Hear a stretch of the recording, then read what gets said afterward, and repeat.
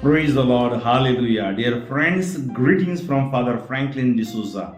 Today we are going to reflect upon the fourth Sunday of Advent, December 24th.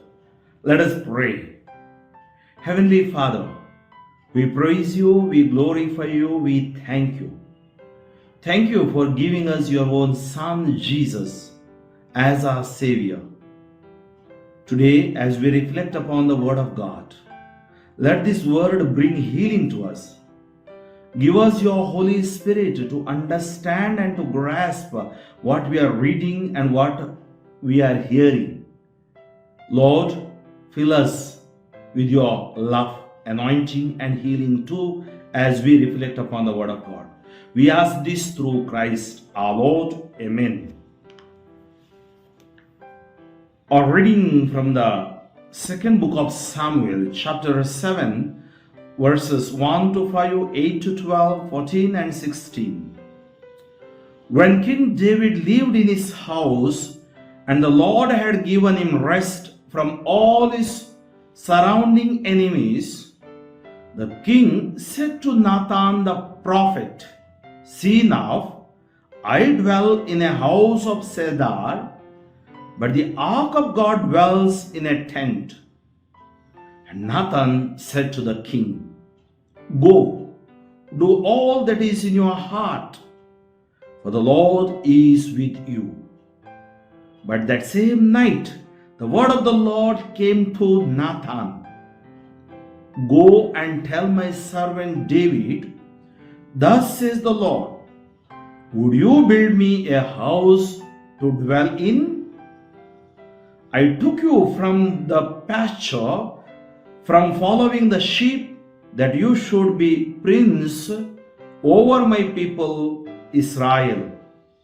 And I have been with you wherever you went, and have cut off all your enemies from before you. And I will make for you a great name, like the name of the great ones of the earth.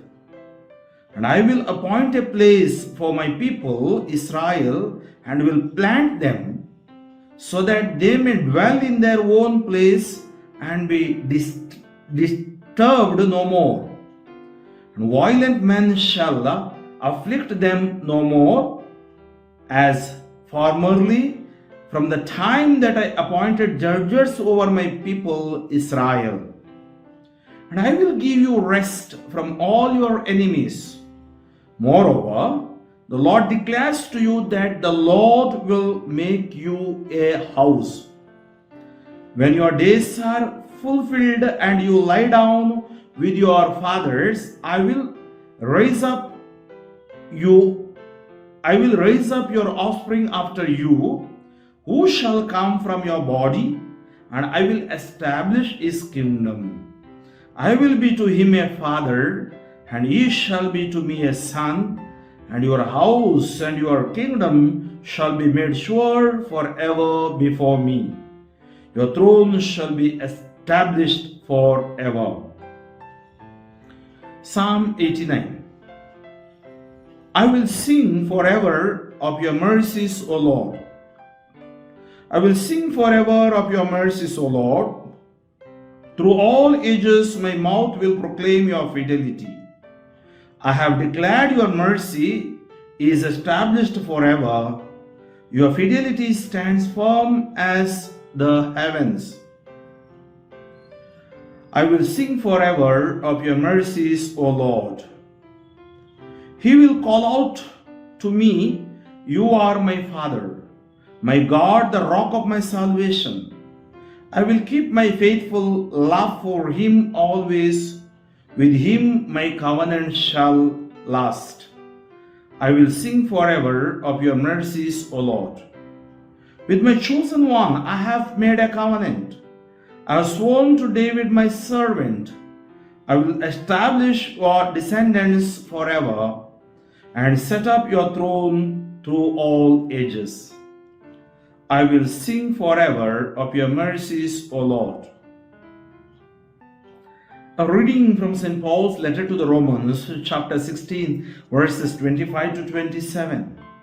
Brethren, To him who is able to strengthen you according to my gospel and the preaching of Jesus Christ, according to the revelation of the mystery that was kept secret for long ages, but has now been disclosed and through the prophetic writings has been made known to all nations, according to the command of the eternal God, to bring about the obedience of faith to the only wise God, be glory forevermore through Jesus Christ. Amen.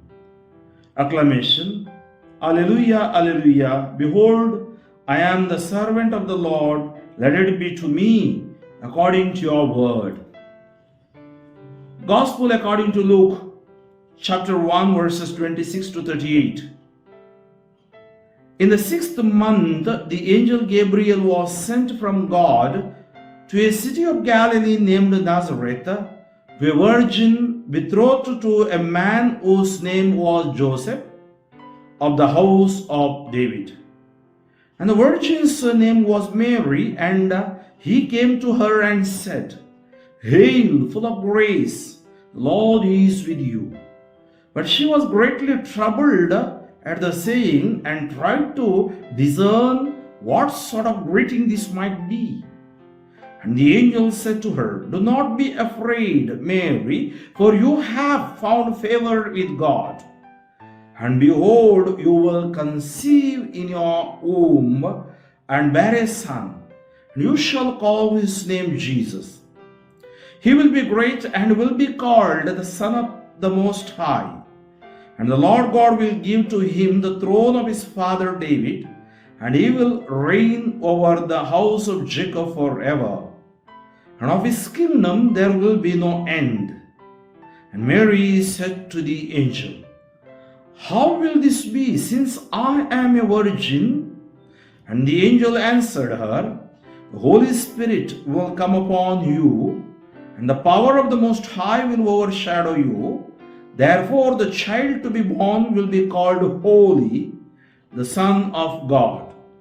And behold, your relative Elizabeth in her old age also conceived a son. And this is the 6th month with her who was called barren. For nothing will be impossible with God. And Mary said, Behold, I am the servant of the Lord. Let it be to me according to your word. And the angel departed from her. Dear friends, we have heard 3 readings today. The word that strikes me, Mary found favor with God. Have we found favor with God? How she found favor with God? Because of her holiness, purity, her prayer life, her faith. This is what is important for us. David found favor with God. It is not David who selected God, God who chose David. David, in today's reading, he gets an idea, a thought. I am staying in a big palace. The ark is in the tent. Let me build a temple for God. And he speaks this idea with Nathan, the prophet. And Nathan says, God is with you, do as you like. But God did not like David's thinking. That is the reason God gives a darshan or speaks to Nathan and says, Tell David, is he going to build a place for me? Let him first remember where he was. I brought him. He was a shepherd boy. I brought him. I gave him victory. I gave him victory against his enemies. It is not that David is going to take control over God. God is going to take control over David. It is not we are controlling God. It is God is controlling us. What we have to do? We have to submit ourselves through obedience, through surrender, and through the power of the Word of God, trusting in the Word of God. That is what God makes to realize David. And he says, I'm going to build you a house. That house is household. As we have heard in the today's gospel, from David's genealogy, Jesus comes. God sets his mind right. It's not that we are going to do anything for God, but God is doing wonders in our lives. Isaiah 55 verse 89, your thoughts are my thoughts, not my thoughts. Your ways are not my ways. My plans are different, my ways are different. What we have to do, we have to submit ourselves like Blessed Virgin Mary to understand those plans and thoughts. How? Through faith, through the Word of God, and through prayer life. That is the only way we can understand. In the second reading, we heard that this was hidden. This mystery was hidden. Now it is revealed. Not only for Jewish people or Israelites, it is for all. Salvation is for all. Jesus came for all. Jesus came to this earth, suffered, died, and rose again. And this is the mystery. This is revealed now. We have to accept. We have to have that faith, and we have to go ahead in witnessing it. Scripture revealed who Jesus is. Matthew chapter 3:17, this is my son, my beloved son with whom I am well pleased. Matthew 17:5, this is my son, my beloved son with whom I am well pleased. Listen to him. The eternal life is this, 17:3 of John. To believe in you, you are the true God, and whom you have sent, that is Jesus.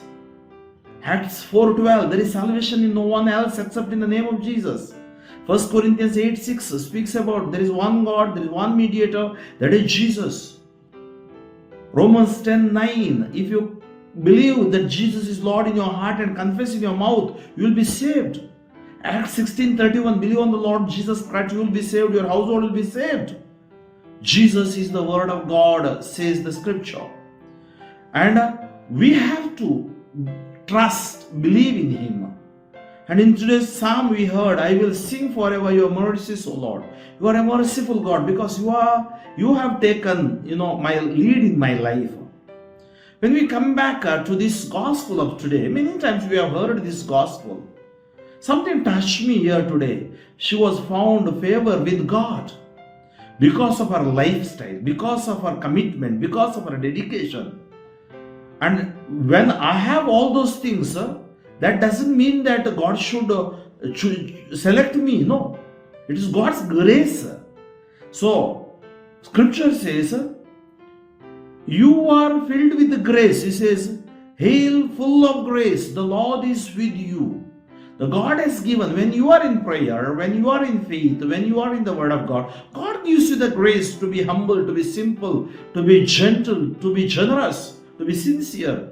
The grace of God we experience through the power of prayer, power of faith. And when Mary heard this, she asked this question, how is it possible? Then he says, it is possible, the Holy Spirit will hover over you, and there is nothing impossible for God. And He will rule the kingdom of David and Jacob forever. That means I will build you a house. Remember the promise that God gave in the book of today's first reading of Samuel, that God will fulfill His purpose. What we have to do, we have to submit ourselves to God. That's all. He's a merciful God, He's a loving Father, He's a compassionate God, He's a forgiving God, He's a healing God. Now this is what Mary experienced, and she says, behold, I am your servant. Says, Mary said, behold, I am the servant of the Lord. Let it be to me according to your word. That's why Word of God is very important for us. Let us spend some time entering into the Word of God. When you enter into the Word of God, your world will change. In the scripture, if you see 12:24 of Mark says, this is the reason you are wrong. You neither know the scriptures nor the Word of God. 4:6 of Hosea says, my people perish due to lack of knowledge. They have rejected knowledge. Knowledge means the wisdom of God. This revealed knowledge. And revealed knowledge is scripture. And today, this being the Sunday, we are going to have Christmas, this night mass especially. We have this.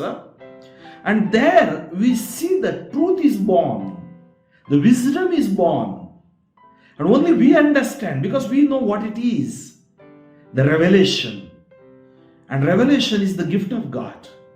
And today we hear the Word of God, read the Word of God, go to church, it's faith.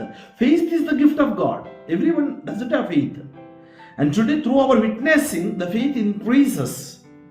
10:17 of Romans says, faith comes from what is heard, and what is heard comes from the words of Christ. Mary heard, the faith increased. And she said, behold the handmaid of the Lord, servant of the Lord. Three things here we should remember: profound obedience to the will of God, total surrender to the will of God, and complete trust in the Word of God. If we have that, we will be victorious in life. As we prepare ourselves, this night we are going for the Christmas Mass, midnight Mass. As you go, be filled with the Spirit. It's not just external celebration. It's an internal reverence that we need. Jesus should be born in our heart. The manger is my heart. All filthy things He removes, and He fills us with holiness, with His grace, with His gentleness and His blessings. Let us pray to the Lord. Heavenly Father, I praise and glorify Thy name. I thank You for revealing us these passages today. It is You who are going to do wonders in our lives.